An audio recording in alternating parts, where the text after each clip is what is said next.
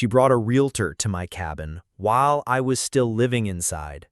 I saw them through the window, clipboard in hand, fake smile, pointing at the porch like they owned it. And right there with her, in that oversized sun hat and plastic grin, was Karen, the president of our self-made HOA. Not legally registered, not city-backed, just her and her group of lawn chair tyrants. I stepped out barefoot, coffee still in my hand. "What the hell are you doing?" I asked. She didn't even flinch. "This is an informal showing. We had a few interested buyers, and your property fits the profile." "My property?" She nodded toward the realtor. "Of course.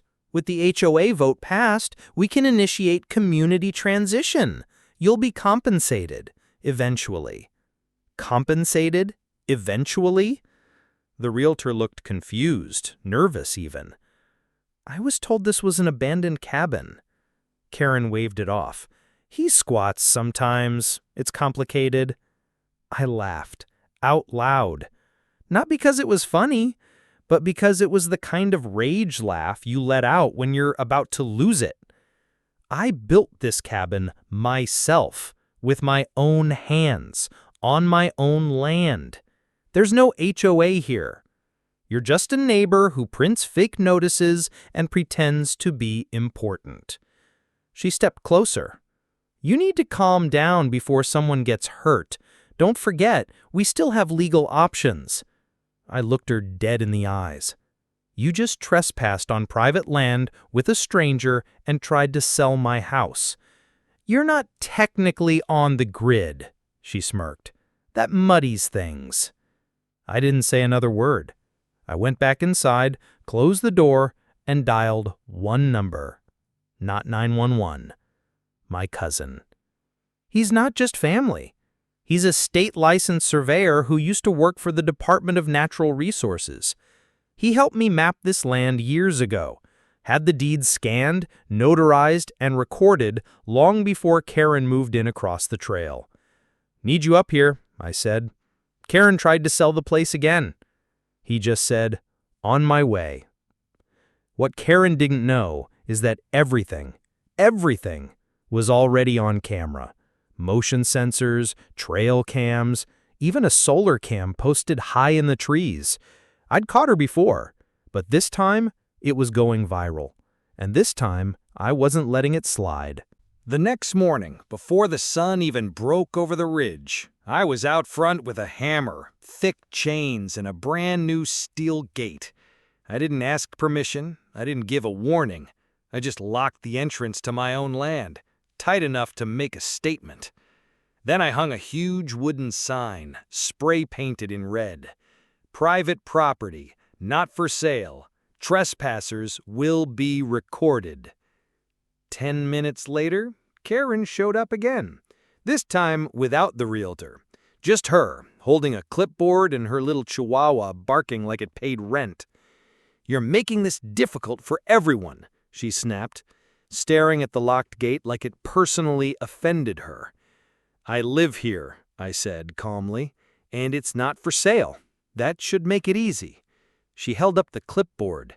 "You're in violation of community access codes. Section 3B states that shared access points must remain open for HOA visibility." I laughed again, slower this time. "There is no Section 3B. There's no real HOA. You printed those pages off a Word document." She went quiet. That twitch in her eye came back, the one I'd seen the first time she threatened to fine me for not trimming the wildflowers near my cabin. "You're being aggressive," she said finally, and pulled out her phone. "Are you recording?" She nodded. "Perfect! So am I." I pointed to the tiny, blinking red light on the post above us. Solar cam, motion-triggered, audio, everything. Her hand lowered just a little. "I'm going to have the sheriff out here," she said, stepping back toward the trail. "You'll see, you don't own this community. I own this land, and I have proof you don't own a damn thing past your own driveway." She stopped. "Proof?" A full land survey, filed and signed. You really think I built a cabin without checking the lines? That was her weak spot. Legal proof. She hated it. She thrived on intimidation and fake rules, not facts. An hour later, my cousin pulled up in his old truck, parking just outside the new gate. He nodded, handed me a manila envelope, and said, "She picked the wrong guy." Inside, not just my original deed and survey maps, but an official letter from the county confirming that Karen's so-called HOA had never been legally recognized and was, in fact, under investigation due to a recent complaint, not from me, from someone else on the trail. Apparently, she wasn't my only target. And that's when things started to spiral. 2 nights later, around 11:30 p.m., I heard tires crunching down the trail. No headlights, just the slow roll of rubber on gravel, like someone was trying not to be noticed. I killed the porch light and stepped out silently. Moonlight was enough. Through the trees, I saw a black SUV creeping toward the gate. It stopped. Karen stepped out first, then another guy, bigger, younger, hoodie up, not from around here. She pointed at my gate, whispered something, and the guy started walking toward it with bolt cutters in his hand. I didn't say a word, didn't move, just reached behind the log post where I kept the remote for the floodlights. Click! The trail lit up like a stadium. Bright white beams exploded across the trees. Karen jumped, shielding her eyes. The guy dropped the cutters, startled. Then my voice came through the speakers. "Smile for the cameras." They both froze. Karen tried to recover. "This is a misunderstanding. We thought this was an emergency access route." After midnight? With bolt cutters? She opened her mouth to speak again, but that's when I walked out, holding my phone. "Already sent the footage," I said. "This is attempted trespass and property damage. That's a felony, Karen." Her fake calm cracked for the first time. The guy, who I figured was her nephew or some hired help, muttered something and started backing toward the SUV. "Too late," I said. "Your plates are on camera.